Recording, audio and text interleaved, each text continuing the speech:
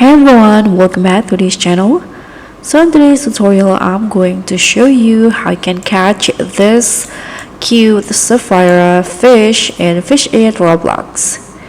So the sapphire fish is an epic and rare game-like beauty that only spawns in crystal depths. So in here, I'm going to show you the exact location and the best sparkle bait, and again you need to reel in this high value treasure.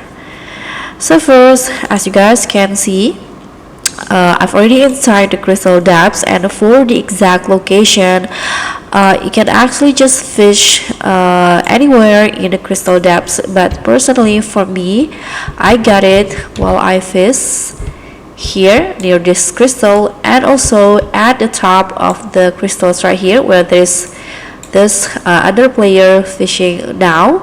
So I got the sapphire fish at those two locations.